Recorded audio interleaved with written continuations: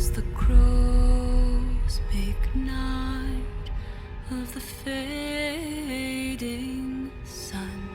Hide now, hide now.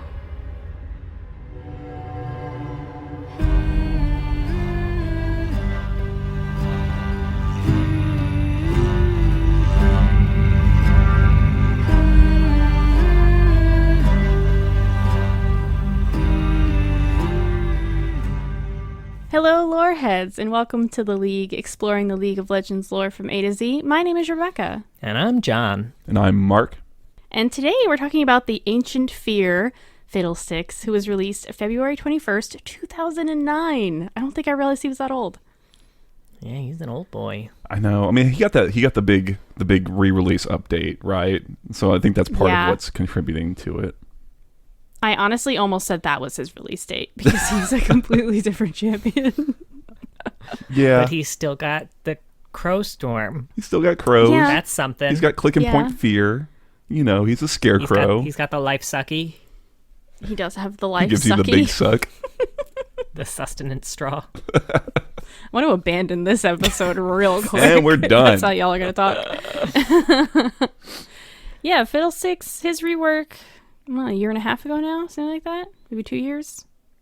God, has Yeah, it really been the that rework long? was, but it was a good one. Yeah. Yeah. Well, I guess it was after we started playing ARAMs all together all the time. Because I remember being torn because I was like, okay, they're getting rid of the bouncing crows thing, which is really annoying in ARAM, but also it's really fun to do to other people in That ARAM. is true. We used to love abusing that. Yeah. Yeah. I definitely think it's obviously a very good improvement, you know. Talking about keeping the core identity of the champion, right? But just bringing them to the modern age, right? Yeah, it definitely made him way cooler. Yeah. I'll give him that. That's also true. He's very comically horror, I guess. I wouldn't even consider it horror. No, Fiddlesticks old he stuff. was just kind of like comic back in the day. Yeah. Yeah. It was like the scarecrow from The Wizard of Oz was trying to be spooky. Exactly. Yeah.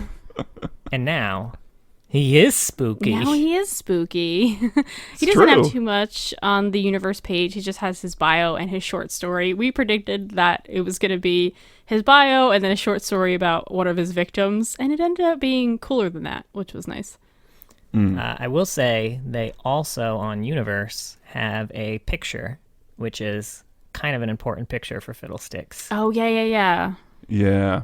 Yeah, we'll talk about that. That's an interesting side jaunt for this whole thing. Yes, inspired by a comment on our Evelyn episode, a post on our YouTube, posting that from Der Mango Jogurt, to dive into the demonology of League of Legends, which is pretty important for Fiddlesticks. So we'll be diving into that a little bit. Obviously not super deep because all we really have access to is this picture, and the picture is intentionally vague by design to encourage theory crafters, so not a lot of solid answers there, but we'll go into some of the theories and some of the known information about demons. Yeah, for sure. Yeah, Fiddlesticks is one of those champions where I don't think we're ever really going to get a lot of the answers, and it's by design. Yeah, for sure. I guess, spoiler for the bio, I like that they definitely kind of sidestepped the pitfall that you talked about, like, the meme of they've got a dark and mysterious past, or like a moo where we're never going to know. But they gave us some answers. Enough, right? Yeah. I liked it. It was... Does anyone want to go through that real quick for us? I didn't take notes. I'm so sorry. I can do it, or I took notes for both. I like to take my notes, but it's pretty straightforward. It's pretty simple. The fun is in the telling, right? But yeah, so essentially Fiddlesticks is kind of mentioned across various stories and kind of boogeyman type tales in Runterra, and he is not just a story. It is something that the bio does make clear to us, which I liked. It was very straightforward. And the truth is that Fiddlesticks is not just a children's tale, but he's real. It has in fact reawoken in the Demacian hinterlands as a result of the growing fear and paranoia in the kingdom following the Mage Rebellion, which I guess we can talk about a little. And people are starting to go missing. Whole villages are starting to be emptied out, and the survivors left are just mad with talk of a terrible entity in the guise of a scarecrow. And in the common sort of belief or way of people kind of excusing it as like, oh, it's rogue mages. But the truth is that Fiddlesticks, as I mentioned, is real and has definitely returned. He is in fact, a primordial fear demon, kind of was around since the first breath of creation, which I know, like, of course. Bard. Yeah. Evelyn's around for forever. I think Bard was one who was kind of spawned in that first breath of creation. Yeah, I love how, like, in this world, there was a deep breath and, like, 18 champions popped out. Right. Like, what the fuck happened? It's the lore code for the alpha release. Who knows, right? But yeah, I mean, that's mostly it. And then Fiddlesticks is real, and he's kicking around in northwest Demacia, or northern Demacia, I guess. And that's mostly the bio. It's pretty short and summary. Mm-hmm. Now, I am curious, because it did say kind of from the first breath. The impression that I got was that it was like the first breath of creation, like of Runterra almost, as opposed to like of the galaxy. Oh. I mean, it doesn't say that. It was the impression I got just by given the fact that, Where would he have been? Just floating in space? I guess, like, the where would he have been, but also like, we actually have a bunch of champions, like you mentioned, Bard, that do specifically mention, yeah, we've been around since the very beginning. And I kind of would expect more interactions with those champions if they kind of came about in the same breath, because they have interactions with each other, for sure. But it seemed like most of his interactions were all Runterra based. Like, they were all either people who've kind of experienced death in Runterra or the other demons within Runterra that he has special interactions with. So, again, not confirmed, but my theory was first breath of creation In Runterra. In Runterra. Sure. I mean, it's a good question, right? Because I think, well, you know what will help answer that is when we get to Kindred, because he's got a quote with Kindred. And if Kindred is something that exists outside of Runterra, that will be kind of our answer. I guess if we're being sticklers about it too, it's not the first breath of creation, it's the first scream of creation that causes Fiddlesticks. Right? So there was a Bard breath had the and breath. a scream. So when did we start screaming is the question. But yeah, I thought it was good for a bio. It's getting away from some of the more kind of by the numbers bios that we've hit, and this one had a bit of flair and flavor to it, which was nice. At least I felt like.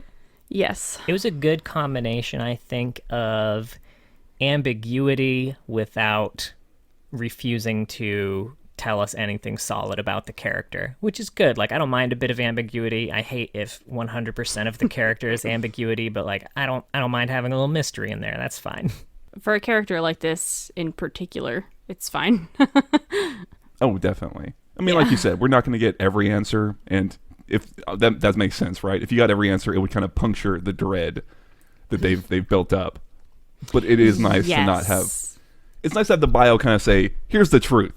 The truth is this," right? Yeah. I don't want to hear three theories. And they give you enough, I think, without ruining it. And I think an example I would give would be like Stephen King's It. Like, I didn't need all this, Stephen King. This was way spookier and creepier before you explained it all. But what? The sea tortoise? And Or the space God, tortoise. the fucking space tortoise. But I've yeah, never read it. I've just Oh, you're so lucky. I've gotten Please don't through come after me. osmosis. Please don't come after me, Stephen King fans. There's a really good book inside of the book It. But there's also a lot of other stuff. It's there though. I wish I could pull it out, But anyway. Yeah, that's an example to me of over explaining a mysterious evil. Sure. Yeah, I had some nitpicky things. Go for it. Fuck yeah. Yeah. Oh, well, first of all, my first nitpicky thing is about the universe page. Why the hell is Fiddlesticks' trailer not on the universe page? Right? Or his theme song, which I meant to bring that up before we even started talking about the bio, but like they're two of the coolest fucking things that Riot's ever done, and they're not on there. And they do have Twist of Fate, which isn't even It's canon the worst. Fiddlesticks anymore. And not only do they have a Twist of Fate, they also have a background on the making of a Twist of Fate, but they don't have Fiddlesticks. Yeah, we need the short set, because that cinematic was like, that was very for the length of a video that it was, which was like, I don't know, a minute and change or something like that. Oh yeah, I think it's a minute 20. It was incredibly It's effective. Really good. It is very good. And his champion theme, like, It is amazing. again, so on point. But anyway, both the bio and the short story do something that, as a writer, I don't particularly like, and it's something that I used to do as well. And I love the bio I love the short story before we even get into that. I think it's so good. But both of them use a lot of punctuation to try to get a cadence of the way you read it, and I hate that. I do that. I know. Oh, really? I was gonna say I love that. I'm a big fan of I that. hate that. Interesting. Like, don't tell me how to read your story. I will put the pauses where they need to be thematically. You don't have to teach me where to pause. It reminds me of those scary stories to tell in the dark, where in parentheses it'll be like, pause for dramatic emphasis, and then you're supposed to continue reading. See, I love that. But maybe because I've had a lot of people tell really bad stories and I wish that they had it. Maybe, like, I think I have a really good narrator in my head. Like, I feel like I'm a good reader. Like, you know what? I'm reading it in a really dramatic way, especially like a horror. Real good. Thank you. Well, some of us need fucking help, okay? That's a really nitpicky thing. It was very silly. I think the first time it really pulled me out, it wasn't even really the ellipses, which it was that. But so I'm reading the bio and I'm really into it. It's like, it's really good. And then it was like, okay, hang on. It says, no one would ever be afraid of a silly old monster called Fiddlesticks. Until now. I died laughing. I was like, you just took me completely out of this serious moment. It was so funny, and it didn't need to be there. Take away the until now, or maybe like until. But is it me, or are the words like until now just kind of at this point No, I could see funny, that. right? Yeah. Sure. Anyway, Until now. until now. I literally read it like that in my head.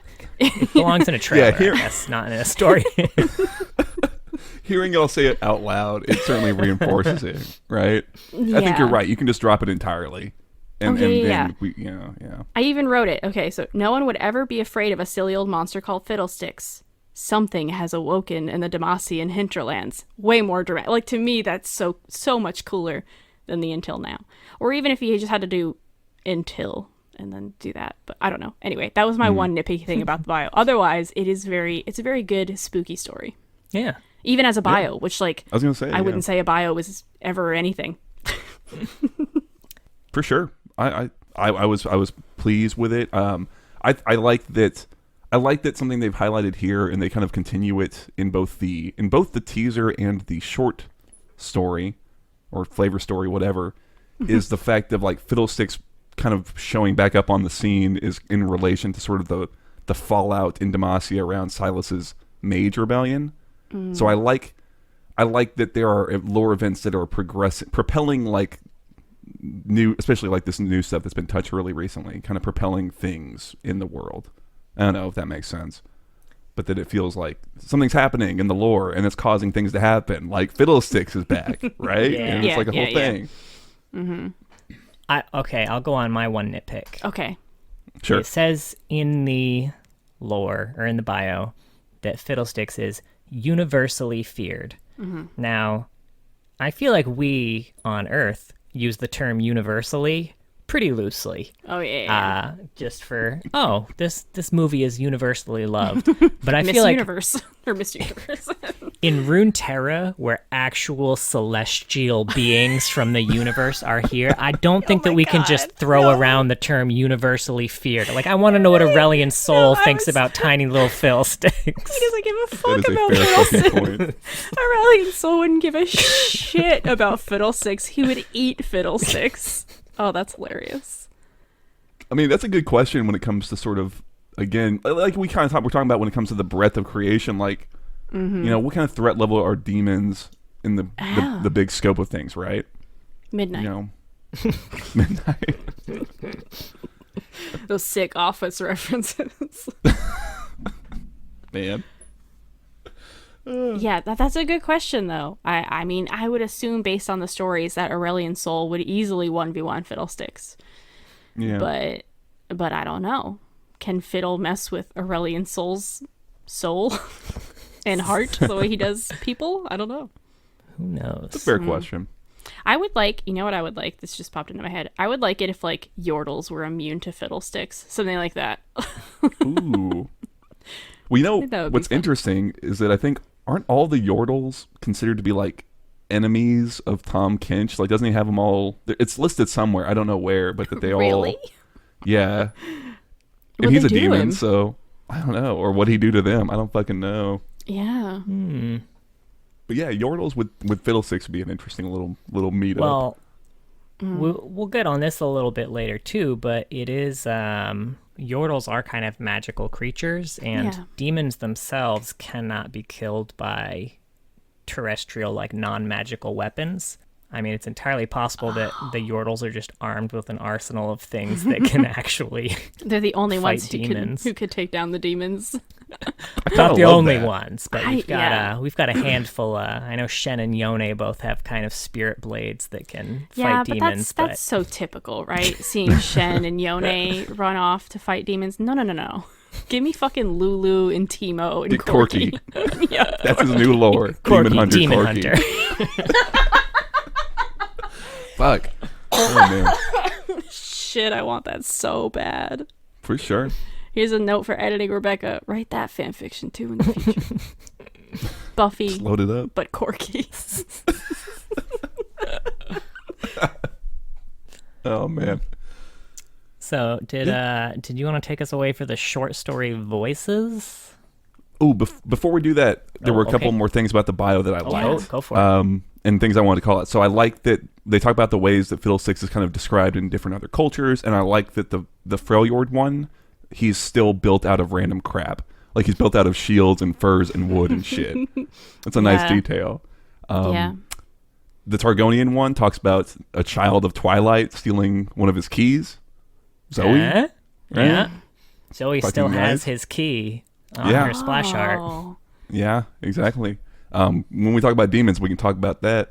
And then the only other thing is they talk about the very first thing it opens with is the idea of this mage like summoning Fiddlesticks or kind of creating them in a tower by the sea. John, I don't know if if you looked at the map of Runterra of where that might be. I'm pretty sure they're talking about Phalor. That's what I kind of assumed, right? Is where we get this demon picture that we'll talk about. Yeah. Because that's by the sea. Yeah. It is by the sea. By the sea. Or it was by the sea. I'm pretty sure that's also the fortress that Syndra tore up. I don't know. You've lost me. I have no idea what you're talking about. I did see she was mentioned in relation to that. Well, we can talk about it, I guess. That's for that second discussion. Yeah, thing. that was that image that was on the universe page. If you click on it, it gives you a little bit of information about it, and it was taken from a fortress in the island of Phalor, which is right near right near the sea. It was a Noxian stronghold. Oh, okay. Yeah, it's one of like the few pieces of Ionia that Noxus still holds. So this is all Noxus's fault.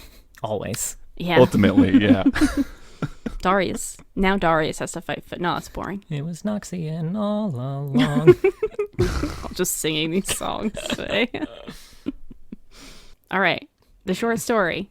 Voices.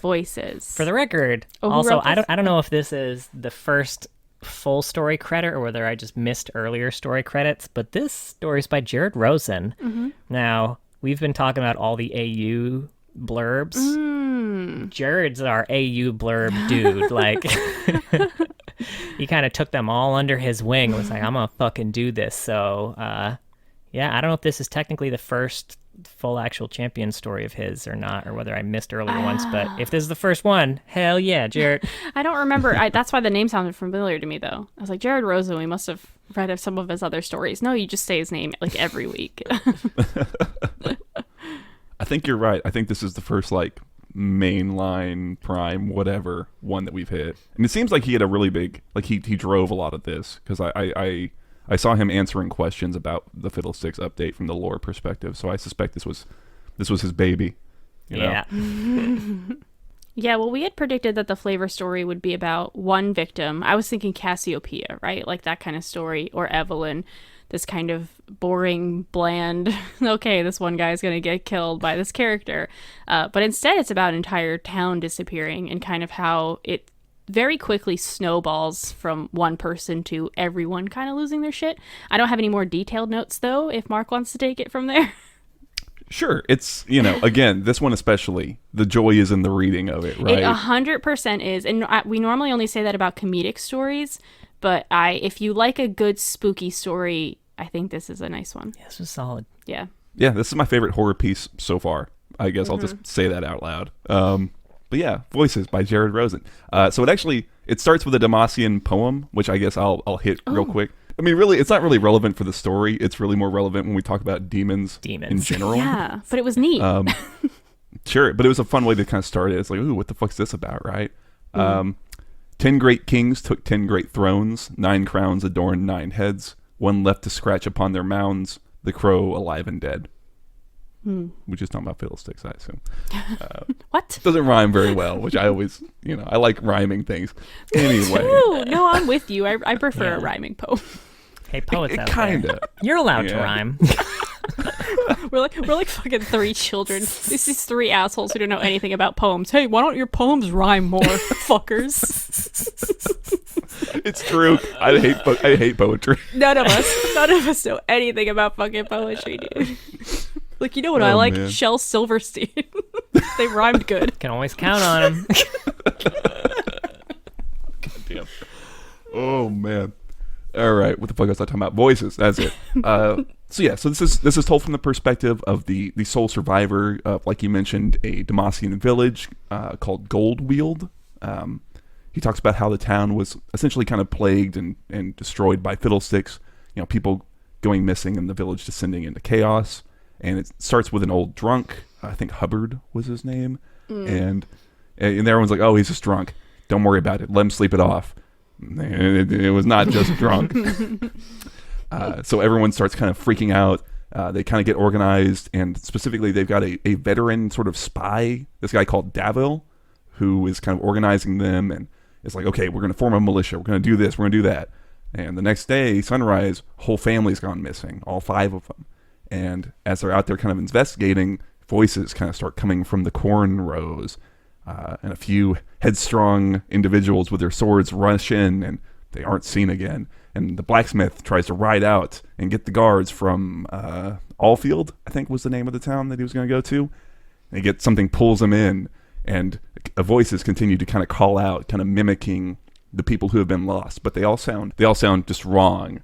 And just not quite human. Almost human, but not quite. And so the next night, the whole town at this point has just kind of locked itself down. People are kind of boarded up in their homes, muttering and weeping and laughing about just all sorts of random things. Seems like they're kind of being afflicted by visions of things they fear, like snakes or the sea, just all sorts of crap. And one by one, all the lights go out across all these homes until there's just one voice left muttering about all the things that everyone else was muttering about. So Davil takes the remaining militia, including our narrator, and they go into the corn rows, but they're just decimated, and the narrator just leaves them and runs. And, sorry, there's a motorcycle tearing ass by my house. You live in such a quiet street, too. It's really fun. That's Fiddlesticks, man. He's spooky. So the narrator, who's kind of telling the story, starts just freaking out and losing his shit when he kind of stops. It's like, oh, do you hear that voice? Davil? And it ends there. Yeah, I think if you've not watched Fiddlesticks release, like his re-release video. It's a minute and 20 seconds, I'm pretty sure. I'd recommend watching that first because I think that the way the way he echoes voices is really fucking cool. And I think the author, Jerry, did a fantastic job the way he described how the way Fiddlesticks imitated voices, but it was always a little bit off. I think he did a great job describing that, but I liked that I had just rewatched the video, so I had in my head that kind of like metal grating but like echoing kind of way that he imitates voices was really cool. Yeah, I was gonna say I loved all of his, because he describes Fiddlesticks' voice several times, each one a little bit different, and all of them were really good. Yeah, really good visuals there. I will also say I had not actually played, I don't think I'd played Fiddlesticks since the rework, or at least with audio on. I had never heard his new voice. So actually reading the description, I was like, okay, this sounds pretty fucking cool. But even those descriptions did not prepare me for his actual VO, which I listened to afterwards, and I was like, holy shit, this is unearthly. I don't know if I have his new... I think the thing that struck me the most about his voice is you know how we speak on exhales, you know, like humans. The thing that Fiddlesticks does is he speaks on exhales and inhales, which is creepy as fuck. Yeah. How? Jesus. Hey. And it is so fucking unnerving. It's actually like, it is a sound that I would almost expect way more horror movies to use because of how fucking creepy it is. I feel like I never hear this in horror movies, but it should be used because it's creepy as hell. Yeah, absolutely. I mean, I was just going to call it out now. The VO is Kellen Joff. I don't know how to say the last name. And they linked actually a little video of him explaining how he does the voice and the way he kind of just hits all of those specific notes. It's funny because he's recording it in his car in a parking garage, and he's like the nicest looking guy, but he does a really fucking good job with the voices. It's really fucking effective. I absolutely agree. Yeah. Wow. An instance in which the I don't know, the personality and the creepiness of a champion is actually reflected in the stories and the bio that we get. Yeah. Nice. And not even For from sure. his point of view, which obviously we don't want one from his point of view. Although that would be interesting. I don't even know how you do it. I know. I kind of don't want it to. I would love to get this voice acted. I know Riot's done a couple of like audio, I say dramas. It's like 6-7 minutes of somebody doing a little monologue. I would love to get this, voice acted and bring in the Fiddlesticks, VO for when he's doing the voices and stuff. I think this would be a great opportunity for that, just to really help sell it. I don't know. Yeah, that'd be really fun. Yeah, it's a good one. It really builds up. I remember kind of the point, because you don't really realize that the narrator, I don't think we ever get his name or her name. We don't ever get their name. I feel like you're kind of assuming that they've escaped by the time you're listening to this story. So it's within the last like 5 lines or so, you have this creeping realization that they haven't escaped yet. They're telling you the story while they're about to go back and die, probably. Which was very cool. I think that was well done. For sure. No, I mean, I think it's real strong. I think something else that I kind of liked about it, because I reread it once or twice just to like when I was hitting my summary and whatnot, was kind of this starting to build a, what do I want to say, like a narrative sort of this thematic of what's really going on with Demacia in general, which is this whole growing sort of distrust and paranoia when it comes to the mages, and how there's a couple of moments in this story, I think there's 2 of them, where somebody starts thinking, oh, this is the work of mages, and it immediately, both times, causes just things to spiral out of control. Like as soon as that one drunk guy loses his shit a little bit, everyone starts kind of building up, and then the baker's wife is like, it's mages! And then all of a sudden everything fucking like goes nuts, and it's like, okay, that's neat. That's kind of, it's like what's happening for the whole country, but like in a small little thematic, and it's like, it's nice. I like that. Yeah, it was very Twilight Zone-esque, It reminded me of some episodes of the Twilight Zone, particularly the ones with the aliens who were watching like that town fall apart. I don't know if y'all ever saw that one, but Yeah. I don't remember what's the name of it. I don't know. But it does make you wonder if they didn't have that distrust, if they didn't have all that like anger and hatred and fear, would Fiddlesticks have been able to succeed there? You know, because that's really when they spiraled. If they weren't, you know, freaking out, would they have been able to stick together? Yeah, and I mean, especially because we know that he feeds on that shit. So Yeah. even outside of them sticking together, like they're giving him all sorts of power just by being afraid in the first place. Yeah. Yeah, for sure. I don't know. It's a neat for such a short story to try and build on what's happening and some of the ideas they're playing with that region in general. It just felt like, oh, this is nice and well. It's all nicely tied together, right? It feels nicely done. I don't know. Mm-hmm. No, you're right. It is. I would reread this one. Like it's at that point, and I wouldn't say that about a lot. It was definitely a nice, pleasant surprise, especially just considering we thought it was going to be like a guy drunkenly, and it even sounded like it was going to start that way. A guy is drunkenly walking home, and Fiddlesticks grabs him and kills him. Boo! In the end. Yeah. By the way, about that guy, I like the one line at the start where he's talking about I'm being pecked to death by crows, and the narrator's like, we were pretty sure he was only being pecked to death by a bottle. So yeah, just let him be. It was good. Yeah. The old Fiddlesticks short story was actually like one of the victims. Not surprising. Oh, really? I do like that Fiddles way less effective. Yeah, I'm sure. I like that Fiddle's quote on the universe page is attributed to an unknown or nameless victim. Like, that was pretty funny. All right. Do we have anything else to say about this story? I guess the only other thing, small detail, there's a mention of, you know, the narrator's talking about like, oh, you see this 100 times, everyone getting all freaked out and paranoid, and it probably happens even more since the Claw hit up north. So I guess is that in relation to I assume Silas and the Winter's Claw linking up and then starting to attack Demacia. I don't know. Oh, yeah, that was my assumption. Yeah, interesting. It puts a real like timestamp on this story, which we normally don't get. Yeah, I mean, honestly, I know we this is like our first kind of time stepping into Demacia, and I guess the very high level summary for what's happening is that, you know, Demacia has always been kind of really oppressive of those with magical talent, and Silas has led an open rebellion, and it seems like they are kind of almost at the point of open civil war at this point. Is kind of what's actively happening. So just that's the QRD on what's going on in Demacia right now. So we'll get more into that another time. Yeah, probably Garen. Gallio probably even. That's true. Oh damn! I forgot Gallio was before Garen. They're right next to each other. I know. Well, that's gonna be a fun couple weeks. Best friends.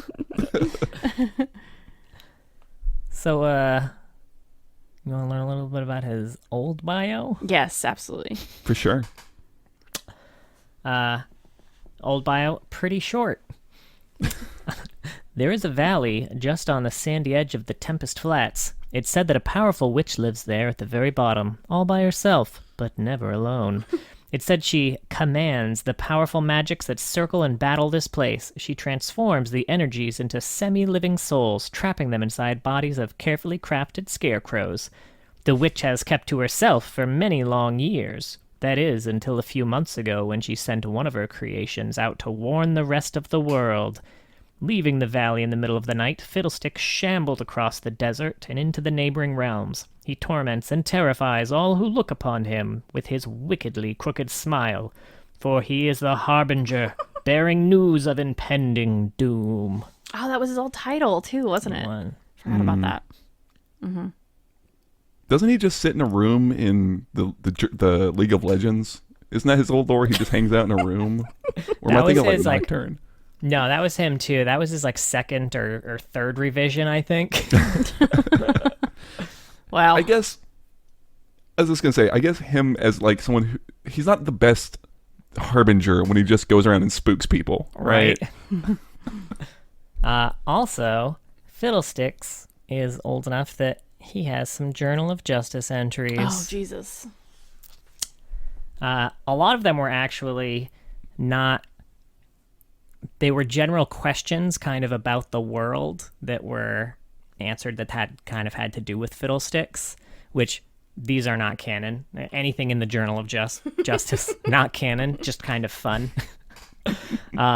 This is when they were trying to justify like why champions could die in game so much and like why champions from the same factions would fight against each other when they wanted to have answers to all of these questions. They've moved on from that, but in case you were wondering, someone asked, did the champions of the league receive any sort of psychological shielding from the torments they suffer on the fields of justice?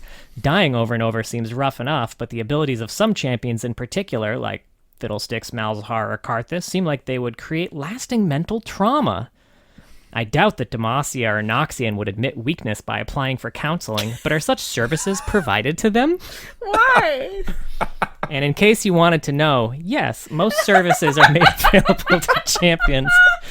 They can usually afford the finest luxuries with what is provided by the league, but psychological trauma is actually less common than you might suspect. Champions are subjected to judgments which test their mental fortitude before they're admitted to the league, and many have overcome extraordinarily difficult trials in their pasts. They got good health care. Yep. Right? That's what they're reassuring of us of. I would love a series of like champions on the couch, right? Just talking about about their problems. That's fucking great. I want Fiddlesticks to be the host of that show. Right? Hearing him struggle out all the interview questions. No. Oh man, that's fucking great. Oh my god. Yeah. The only other real question about it was about like, oh, it's obvious that like people like Katarina would fight for Noxus and Garen would fight for Demacia, but how do you determine which side people like Fiddlesticks fight for? So they just wanted us to know that champions are given the option to declare allegiances when they join the league, and no champion can ever be summoned against their will. That said, when political matches do occur, unaffiliated champions are sometimes approached by city-states for representation. Yeah, so that's how they choose. The city-states go to them and they're like, we want you on our side. And if they accept, then they fight for them. Cool. Cool, I guess. I'm glad they got rid of all this. Me too. For sure. I like that they say, oh, we put him through judgments. Don't worry. These people have handled shit. When it's like, Brand got a judgment. He's an asshole. He just wants to burn everything, right? Yeah, he went through trauma and it turned him into a fucking monster. Whatever, it doesn't matter. Oh, you just want to light people on fire? Welcome aboard. This guy's got his shit together. Okay. Now, before we actually get into AUs, we should do some diving into demons, learn a little bit more about Fiddlesticks and his ilk. Go on ahead, sweetie. A deep All right, demon so dive. Yeah, we'll just give general overview of demons. Demons are a race of spirits. They don't have any inherent form, and they're forged and driven by the negative thoughts and feelings of mortals. Each demon is attuned to a specific emotion, so they kind of feed on those emotions until their victims die. And as we kind of talked about, the Rune Wars and the Mage Wars and a lot of the other wars around Runterra, they cause a lot of negative emotions. So they resulted in a lot of low-level demons gaining additional power and even the creation of some of those low-level demons. One of the things the Kinku Order actually does is banish a lot of these lesser demons to maintain balance between the spirit and physical world. Some of what we saw in those kind of Akali stories was that happening. Additionally, Yone is also big on banishing these demons, though for less altruistic reasons, just trying to learn more about his own. As we talked about, a demon can't actually be harmed by weapons created in the physical world, except Petricite weapons. That's kind of the exception. What? So Petricite is it's what Galio is made out of. It kind of absorbs magic. Oh, okay. I think it was mentioned in Ezreal's lore, right? Probably. I think so. He had found Petricite somewhere or something like that, yeah. But yeah, Demacia uses that a lot because, they hate their mages. Sure. They can also be banished or sealed by using weapons that originated in the spirit world, which is why Shen is able to banish them with his spirit blade, and Yone can with his Azakana blade. They can also have their power nullified by more powerful magic. There was an instance of Lux nullifying a Nocturne possession with her Lux? sparky pew-pews. Okay. Oh, I thought okay. we were thinking like cosmic level. Like Interesting. like Bard or Aurelian Soul, but no, Lux no. Sparkle Magic Wand did it, huh? Well, you know. I like how I'm mocking her. I fucking love Lux. It was a Nocturne. It's not like it was Fiddlesticks. It was just a Nocturne. Oh, okay. Sure. Yeah. Because I guess that's the whole definitely know thing. the It's like a hierarchy, right? Yeah, so let's talk about the demonology image on the Fiddlesticks universe page. So this was released with the promise that it would be a gold mine for theory crafters, while not providing any solid answers in and of itself that we know of quite yet. Well, that would defeat the theory crafting fun Yeah. of it. Although there are already new things that weren't necessarily known at the time that it was released. Like when it was released, we didn't actually know what Azakana were. We kind of learned that, I think, with Yone. So that's already one thing that we didn't know that now we do. So here's a quick description of the image, in case you haven't seen it. So it basically just looks like a family tree almost. At the top is fear, and branching off of that are secrets, delirium, and nightmares. And then off of delirium branches bliss and frenzy, and off of secrets branches obsession. And there are 9 names in the bottom of the chart that are in a mysterious language that we cannot decipher, and they're all pointing to the word Azakana. Now we know. Azakana are parasitic minor demons. They're not full demonic entities like Evelyn or Fiddlesticks. They just hone in on a single person or spirit's fear or shortcomings and absorb all those negative emotions until they kill the host, and then they become a full demon and move on to another host. The emotions that they feed on are more specific. So the words that we mentioned, like delirium, bliss, frenzy, the kind of smaller demons under those can only feed on those like very, very specific emotions. Whereas someone like Fiddlesticks, who is more on fear, can feed on any sort of general fear. So he eats a lot. Yeah. Yummy. As opposed to like a fear of God, what was the example that Mango had posted? It's like fear of forgetting your wallet or some shit like that. Yeah, exactly. Like that's a very specific Azakana. Exactly. Using kind of this general information, there's been a lot of theories about this image. A lot of people think that the emotions on this chart actually correspond to champions that we are already aware of, with Raum with being associated with secrets. And that's Swain's demon. Right. Nightmares being Nocturne, Obsession being Tom Kench, and maybe Bliss or Frenzy being Evelyn, with Fiddlesticks, of course, being Terror. There are other theories that none of the demons we know of actually rank high enough to even be on this chart. And there are some... That'd be boring, though. That would be boring. Yeah. I don't Surely personally... Fiddlesticks, right? I mean, look, I definitely think that... I think with the exception of Fiddlesticks. I think Fiddle's on here for sure, just by nature of the fact that this is in his universe page. it does help.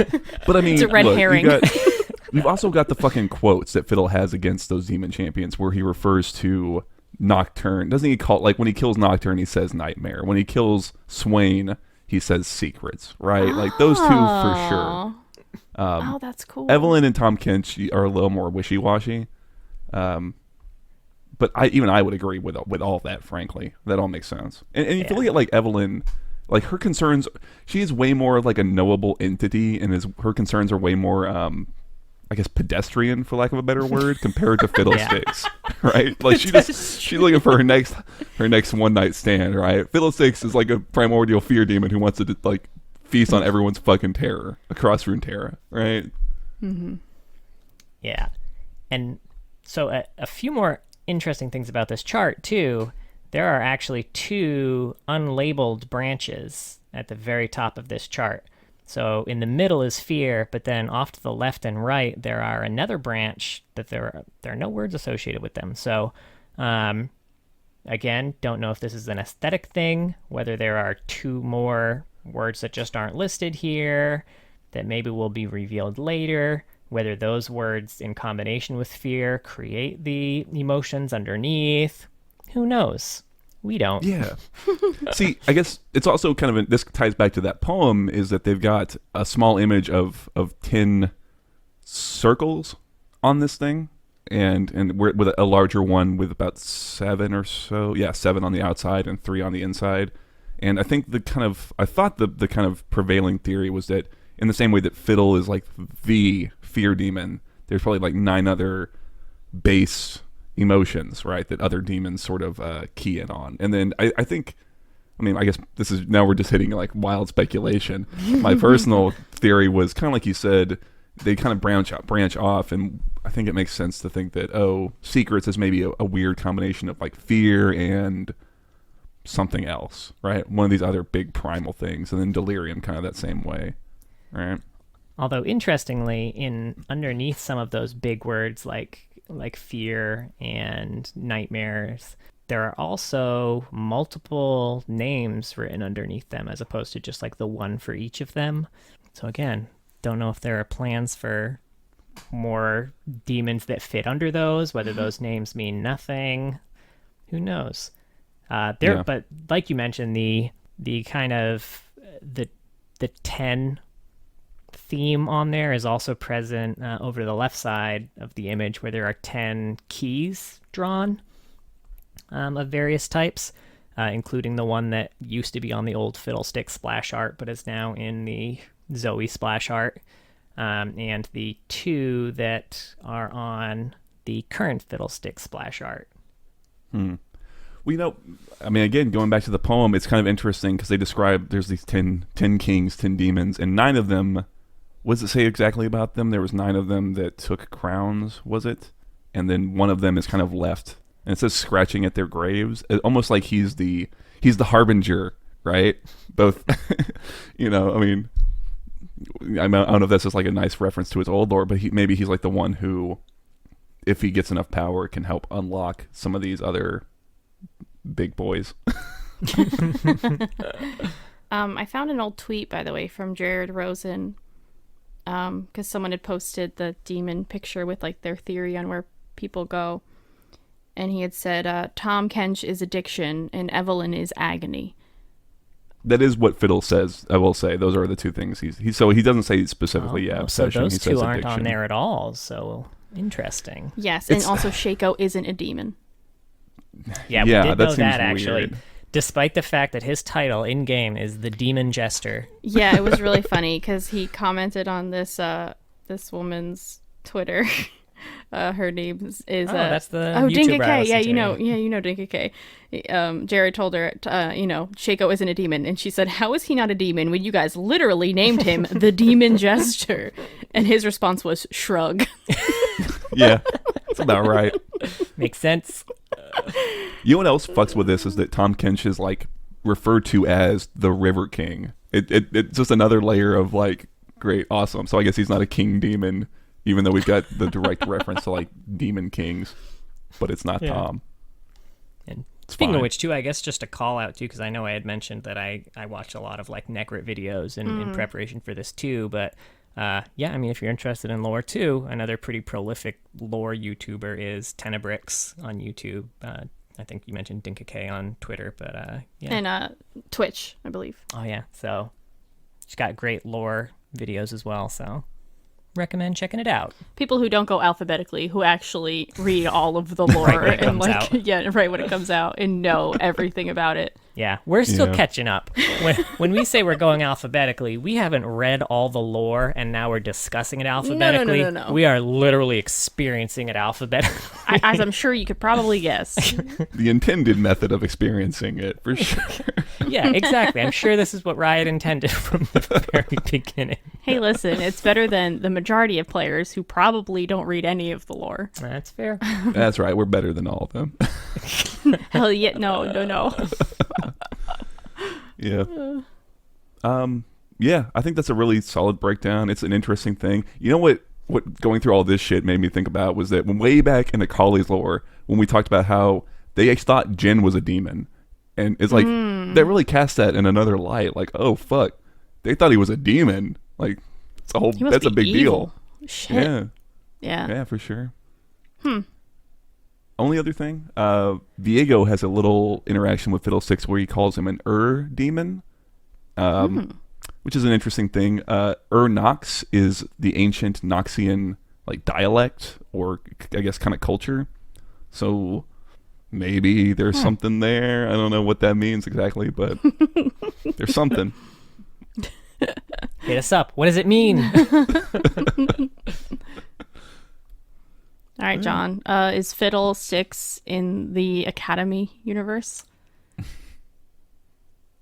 I mean, so What I didn't. He's not. I didn't. I mean, What he's the in. hell, man? So Riot. no, I don't want to say. I don't want to say no because I'm almost certain he is. He's just a scarecrow, like an actual just scarecrow on campus. Yeah, I will say I haven't been checking the comics necessarily for the Academy stuff for a lot of the recent ones, just because there's been like so much to go through. Yeah. So I've just been checking like the AUs that have skins associated with them specifically. So he does not have a skin in that I would AU. love an Academy Fiddlesticks. That being said, he is in that Fireside Frightener comic that we talked about last week. Okay. Ooh. Or not last week, but I think the week before. So just as a reminder, or if you didn't listen to it, basically this is a comic. It is a tale of the Umber Society, which is a clear play on the Midnight Society from Are You Afraid of the Dark? Fun fact, too, he has a quote that references Are You Afraid of the Dark? We'll get to a little bit later, but this, basically, it's a group that gets together and tells horror stories. The story they're telling is about a battle between Fiddlesticks and Karthus for control of a doomed port town named Havenport, which I looked up and couldn't find any more information about, so I don't think it's a real place.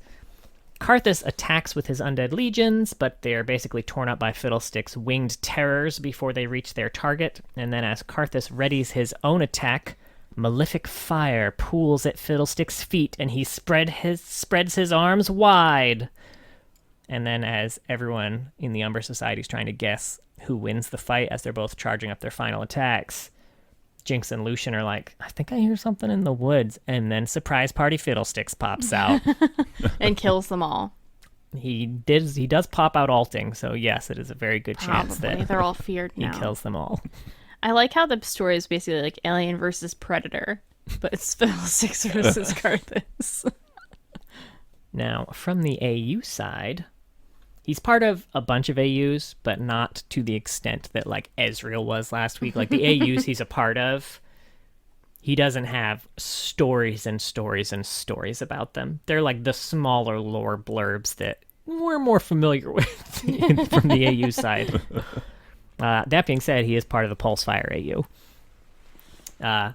We mentioned that all of Ezreal's reckless time jumping has ripped holes in the space-time continuum, which has caused Praetorians to pour through and demolish everything. And Fiddlesticks is a Praetorian. The Remembrancer's worst fears have been realized. Emerging from tears in the fabric of space-time, hordes of faceless robotic marauders appear across the multiverse, destroying everything in their path.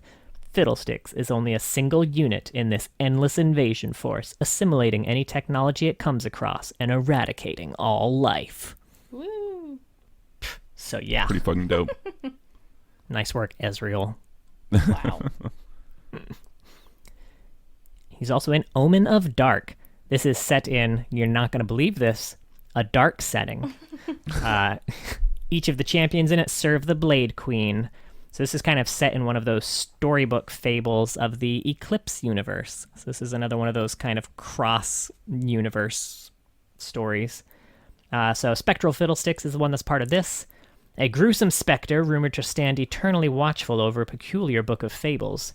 Brave knights and cruel sorceresses alike have tried in vain to reach the tome, but none have ever returned. Perhaps the lost queendom of old isn't so fictional after all. And now, I'm sorry. High Noon. I never have anything to add to these. I'm sorry. No, that's fine. That's fine. So High Noon we've talked about a little bit. A bunch of our champions have been part of it. It's basically just set in a desert setting where each champion kind of is a Western hero, villain, creature, demon. And this one is Bandito Fiddlesticks, If the day ever comes, riding those dusty trails when a thin man in a wide hat appears far in the distance, run. Ride hard and fast and never look back, lest the horror known as Fiddlesticks drag you from your saddle and into darkness. Yeah. It sounded like you said the horror known as Fiddlesticks. Hey, we don't know his life. That's fair. Overcharges. The man, terrifying horror Fiddlesticks. That's just Evelyn, though. Right? Hey. What them sticks do. Man, Evelyn really just is a slutty Fiddlesticks, huh? I guess. I guess, yeah. Now we have Anniversary. This is set in an alternate Earth where each champion's skin is made to celebrate the birthday of League of Legends. Oh my god. Is that even alternate only- universe? Apparently. There are only 2 skins within it. But Surprise Party Fiddlesticks is one of them. This was for the 2-year anniversary. Everyone told you hiring a clown would be a good idea. Clowns are great for parties, they said. But now everyone's missing, and the power is out, and something's laughing just down the hall. It's funny. They try to keep it spooky, but Surprise Party Fiddlesticks is still fucking hilarious. So good. Like, Yeah. even with his update. I think that's why I miss out on all the spookiness of new Fiddlesticks, because if I ever do play him, I'm usually going to play Surprise Party Fiddlesticks. That's fair. It's fair. I'd like him in Phasmophobia, personally. I think that would be... Ah, Fun. yeah. This has been making me want to play Phasmo. It is worth noting, in keeping with the Mumu's theme of being excluded from everything, Surprise Party Mumu, not part of this skin line. Aww. Just Annie. But he's in the Yeah, splash, just Annie. right? Like, I'm looking at it now, and he's looking in through the window at Surprise Party Fiddlesticks. That's great. Oh, poor Mumu. Yeah, that was actually an April Fool's skin, so... Oh. Now we have Guardian of the Sands, which is set in an alternate Shurima where all of the champions are ancient tomb guardians and evil spirits of the desert. Basically, powerful guardians stand watch over the tomb of an ancient horror so that it may never threaten the world again, but they may already be too late. While I don't think it's specified, I'm pretty sure that Fiddlesticks is the ancient horror. Especially, The ancient I should horror. really articulate clearer for how often I'm saying horror. The ancient horror. Especially given that the skin in question is called Risen Fiddlesticks. Probably. Once upon a time in a faraway land, a jealous young emperor invoked profane summoning rites in exchange for power. Yet when the ancient horror Fiddlesticks stepped forth, it did not aid the boy, and in an instant his empire was utterly destroyed. The fiend was trapped beneath the ruins. You're gonna love this. Until now. Oh, God damn it.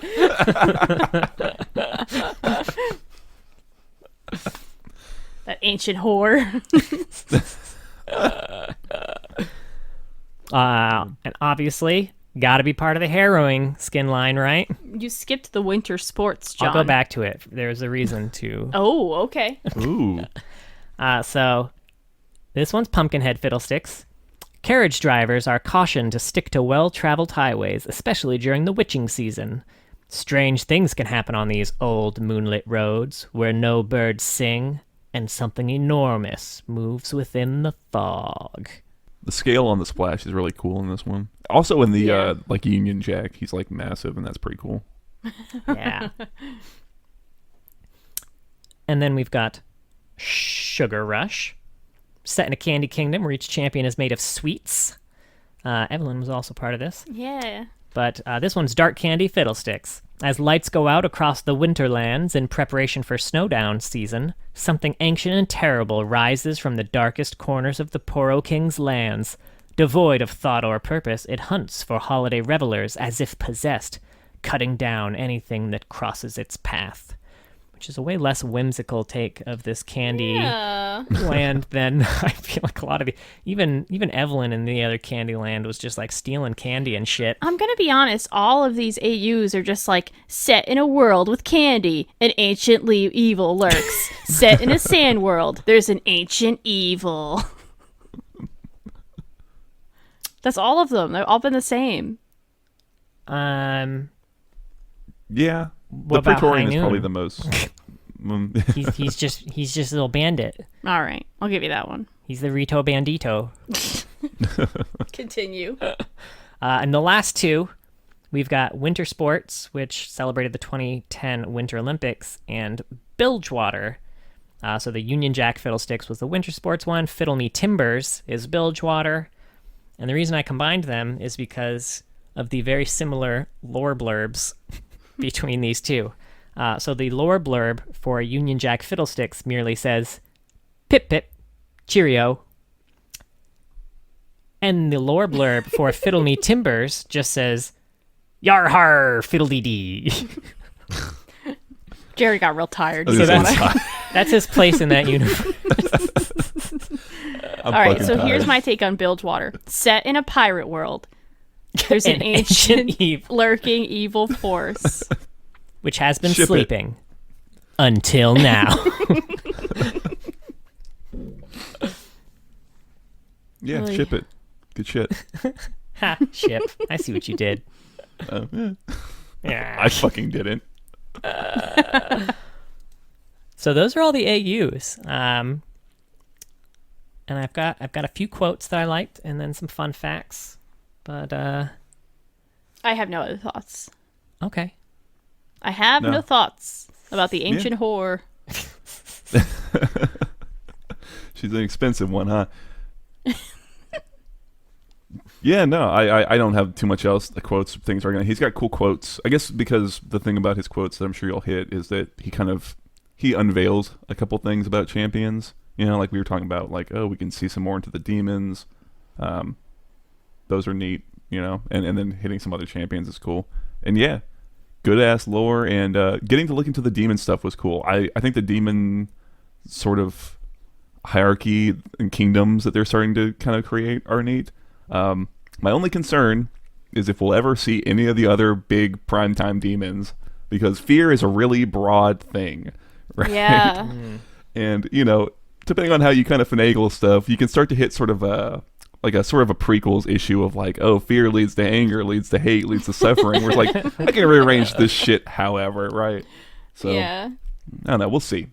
But it's a neat tease, you know? For sure. One of the things I liked about his quotes too, I know it mentioned in the stories that basically every region in Runterra has stories about Fiddlesticks. He's been everywhere. And one of the things that I thought really hammered this home too was his quotes. You know, he is known to mimic the voices of. It's interesting because it's said that it's made to mimic the voice of his victims.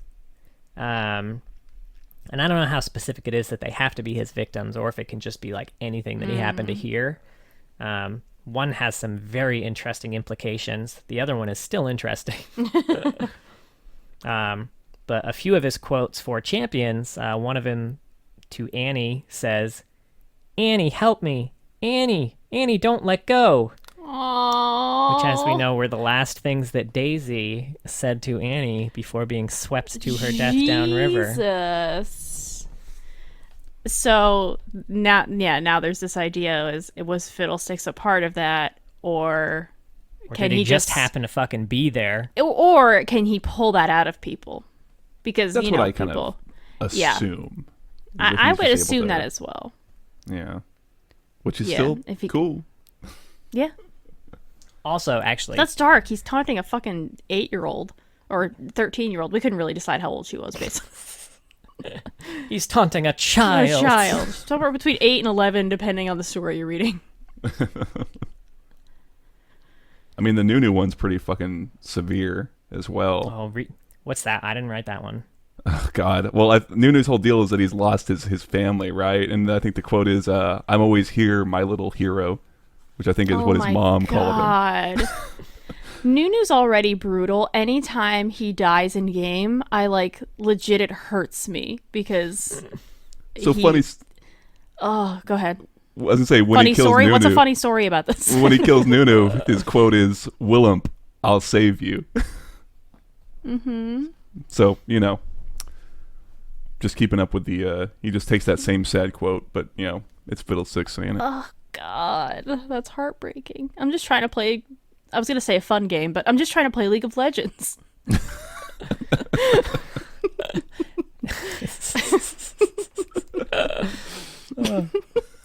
I'm going to play a few quotes because, we mentioned he has an unnerving voice. In case you haven't heard it, it's worth hearing some of these in his voice. So I'll play that Annie one, the first half of it.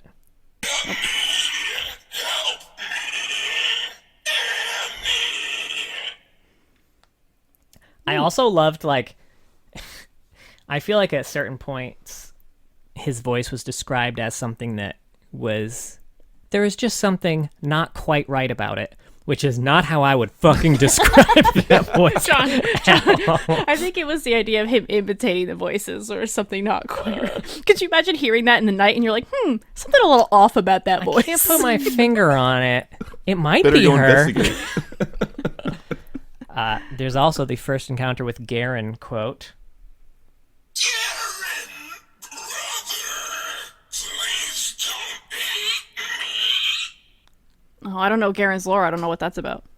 Probably Lux, because she does Lux magic and now. Her sparkly pew-pews. Her sparkly pew-pews. And then the final one I had, which I don't think we know really anything about this. I feel like this was probably put in as a kind of teaser to what I hope we're going to be figuring out in Arcane. Oh, yeah. All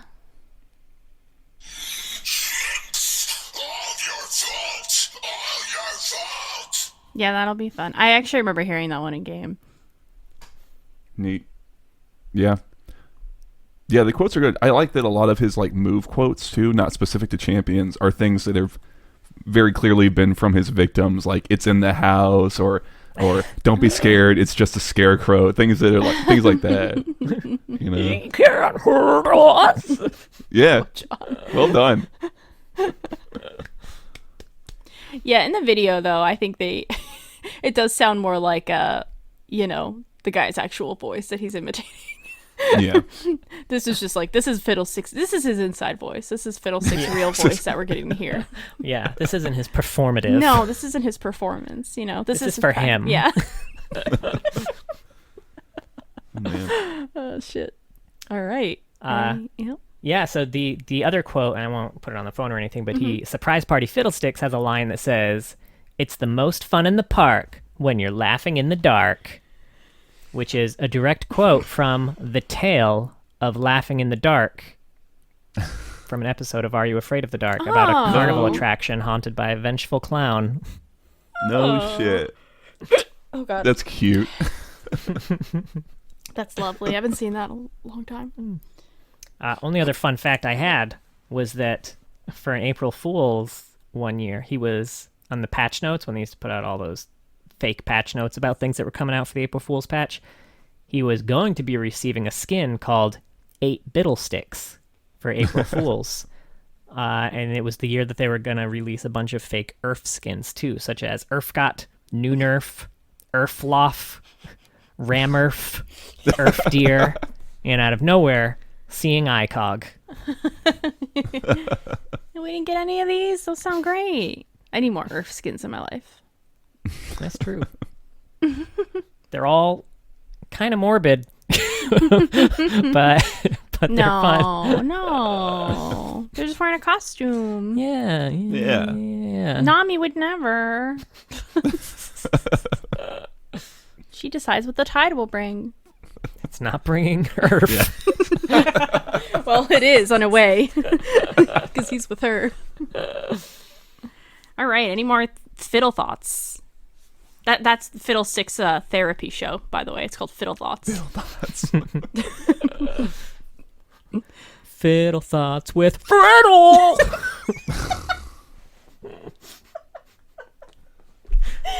You killed Rebecca. I just wasn't expecting it. He looked me right in the eyes when he said that, Mark. You don't understand. I'm picturing it. That he whined just for me. Just for you. All right, I need to be done. Do we? Well, that was Fiddlesticks. Thank you for listening. We do put these episodes on YouTube if you ever want to jump in there and join in on the comments. And we have a Twitter as well. It's at Loreheads. Thank you to everyone who's kind of reached out to us there and said that you like the podcast. That's very nice to hear, because sometimes it kind of feels like we're putting these out into a void. Yeah, Thank y'all. I love the feedback. Yeah. Thanks for It's so listening. nice. Yeah, it's very exciting. Do I say anything else at the end? I don't remember. Join us next week when we'll be looking at the Grand Duelist, Fiora. Is that who's next? I think so. Is that her subtitle? I don't fucking know. Yeah, god damn, you just knew that. I have to write it down every time, Mark. Well, you just took us out. I don't even have to say anything else. Oh fuck, it's gone wrong. Oh shit. Bye.